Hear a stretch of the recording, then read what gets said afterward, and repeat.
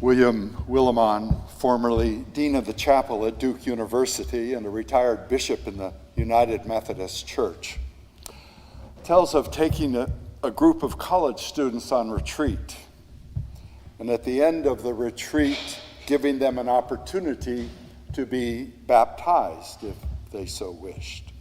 And several students did decide to be baptized.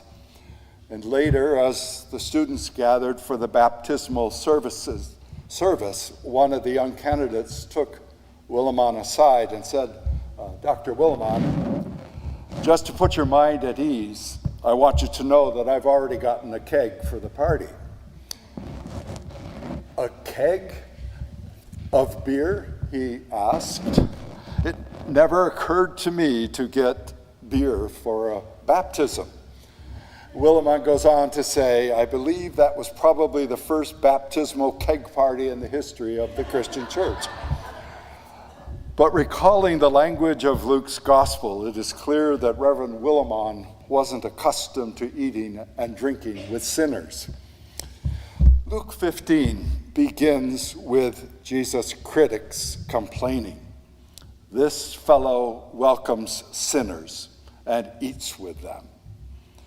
At another time, the critics had charged, quote, John's disciples frequently fast and pray, but your disciples eat and drink. In other words, we can see that the disciples of John are spiritual people, but your disciples, they act like a people without a religion, always eating and drinking and having a good time. To answer these critics, Jesus tells two simple parables. In each parable, something is lost and something is found. When one of the shepherd's sheep is lost, he leaves the others to go and find the lost sheep. When the woman loses a coin, she searches and sweeps the whole house until she finds her coin. And we understand that these parables are not really about sheep and coins, but about a God who cares enough to search and sweep until a lost soul has been found. And when the lost soul is found, or in the language of the gospel, when a sinner repents, Jesus says, there is joy, there is celebration in the presence of the angels of God. So Jesus hung out with the sinners of his day, the people rejected by society as, quote, not one of us, the tax collectors, the so-called wicked women, and non-observant Jews. Now, to be sure, some of these characters had pretty objectionable behaviors and enjoyed a well-deserved rejection by their society. But there were others who were just fine people who happened to have ended up in what we might call a negative stereotype in their society, pushed to the outskirts of their society. And whatever the situation, whatever the reason for their being ostracized, Jesus knew that he had something to offer them, and that if he waited until they darkened the doors of his synagogue, where he often taught, they would never hear God's good news. So Jesus went to where the sinners hung out, choosing to be with the most despised by his religion and society, eating and drinking with them so that he could share with them God's good gifts of forgiveness, healing, and hope. Around the end of the 19th century, Ida Scudder, a young American doctor and daughter of missionary parents, started at a small 2-room cottage hospital in Vellore, India. Ida had witnessed firsthand the medical problems of the villagers, and she wanted to help. Soon she had more patients than she could handle. But rather than rest on her laurels, she began to imagine bringing medical care to the surrounding villages, to the residents who could not travel the distance necessary to receive care at her hospital in Vellore.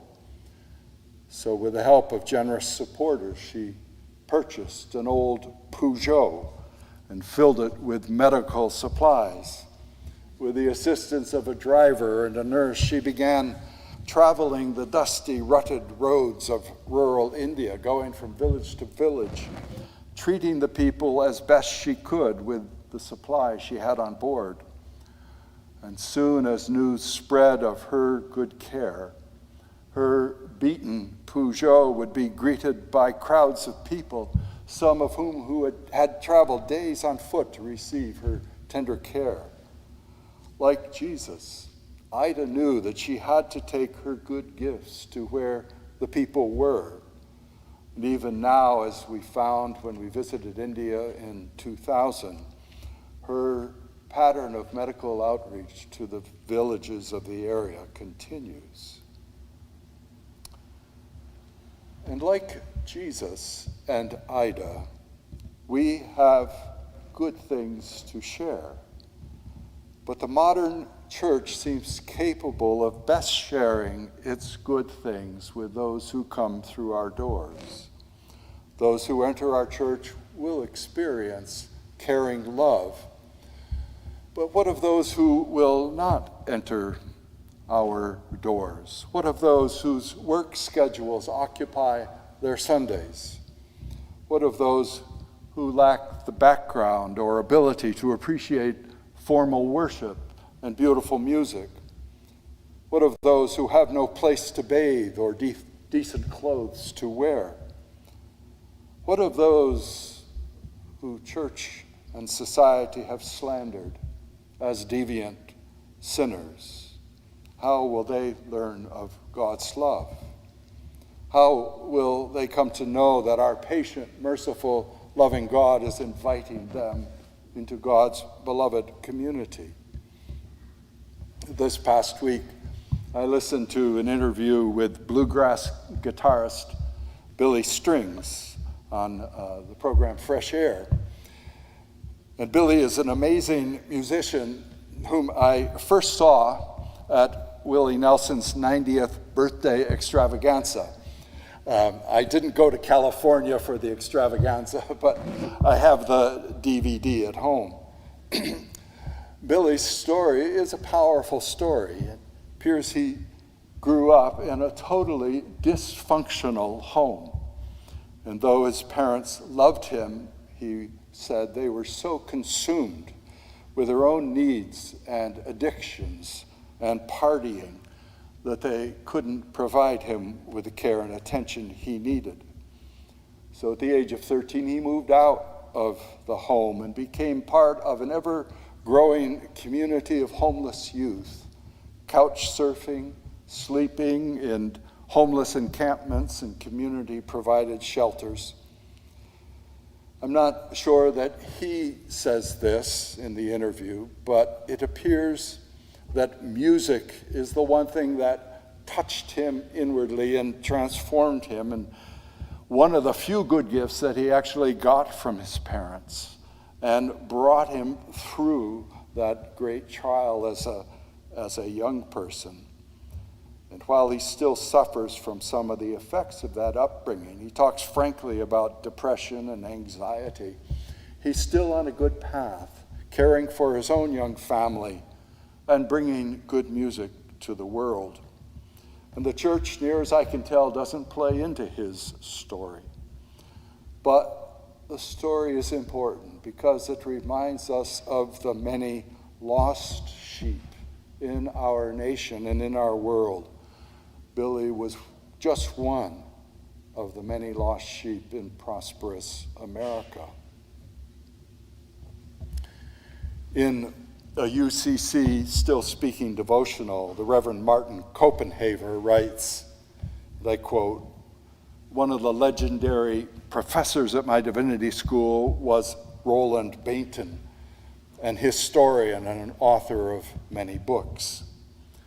When I knew him, Copenhagen continues, he was in his 80s and still wrote a book every other year.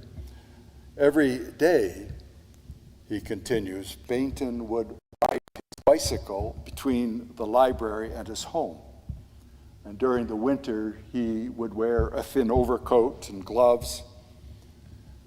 But the gloves, curiously, never matched. He might, for instance, Copenhagen writes, wear one ski mitten and one oversized leather glove. And I once heard him explain, I find these mittens and gloves while riding my bicycle up Prospect Street. I suppose I go slowly enough to spot them, and I just put them to use.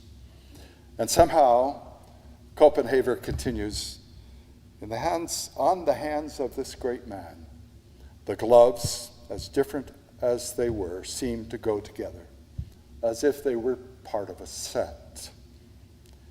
He continues, this memory has become something of a parable for me, reminding me of the parable of the lost sheep. There is one, he continues, who carefully treks the byways, pausing to pick up those who have been cast off or lost.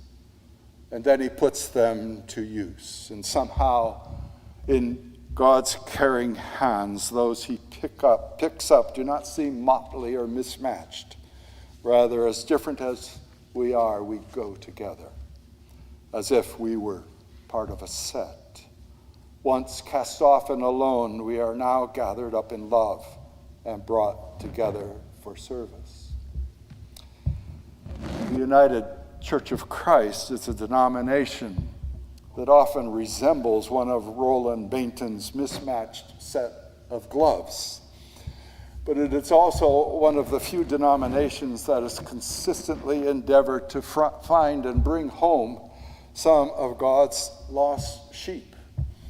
Like ancient Israel, our society has identified some among us as sinners, to be despised more than other sinners.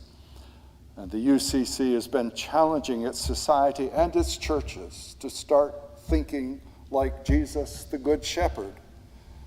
It was in 1972 that the UCC first ordained an openly gay person to ministry, the beginning of a decades-long effort to reshape the church into a welcoming and safe place where LGBTQ persons could freely worship.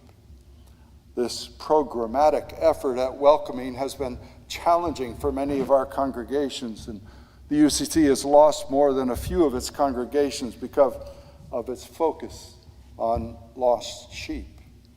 As you know, I served as associate conference minister within the New Hampshire Conference, and among the angriest people I encountered in my ministry were the so-called righteous ones, irate because of the United Church of Christ's insistence on welcoming all into community. And as your own history shows, seeking Christ's lost sheep isn't for the faint-hearted. There is a price to be paid for this kind of faithfulness. So, how shall we respond to this lesson? I don't think we have a choice. As Jesus went to where sinners lived and gave them good gifts, I think we are being called to sit with the lost sheep of this world and share with them the gracious gifts that we have received through God's church. And when the moment is right, we may want to tell them of the beloved community of Christ's church and invite them to a service. This isn't, my friends, a formula for quick and easy church growth. That's not it at all. It's not about filling the church with 99 righteous sheep from our parable, but it's about finding the one lost sheep and sharing that lost one, God's wonderful gifts. Amen.